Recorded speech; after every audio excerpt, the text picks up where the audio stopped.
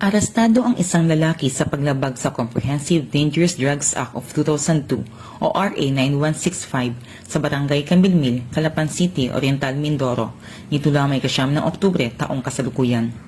Ang naaresto ay kinilalang si alias Emon, 55 anyos, binata, walang trabaho at residente na nabanggit na barangay.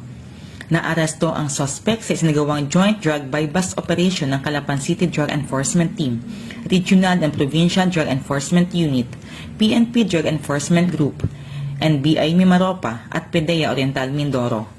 Nabilhan ang suspect ng isang piraso ng heat-sealed transparent plastic sachet na naglalaman ng puting crystalline substance na hininila ang shabu at nakuha na ng mga buy-bust money.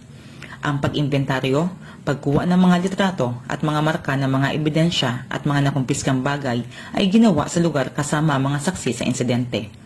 Ang mga nakumpiskang hininala ang droga ay dadalhin sa PDEA Mimaropa para sa laboratory examination. Ang pambansang pulisya, katuwang iba't ibang ahensya ng pamahalaan ay patuloy sa pagpapaigting ng kanilang kampanya kontra iligal na droga upang labanan ang mga sindikato at pigilan ang kanilang mga iligal na aktibidad at buwagin ang kanilang mga operasyon sa komunidad.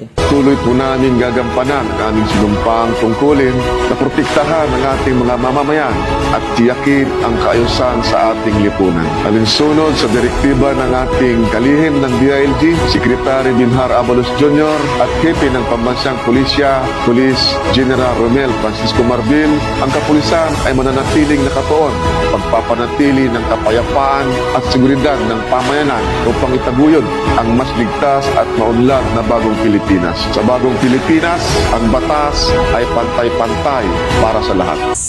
Mula dito sa home of the Police Eco Warriors, Calapan City, Oriental, Mindoro, ako ang inyong PNN correspondent, Patrolwoman Ana Rose Guadaña, alagad ng batas, tagataguyod ng balitang pulis.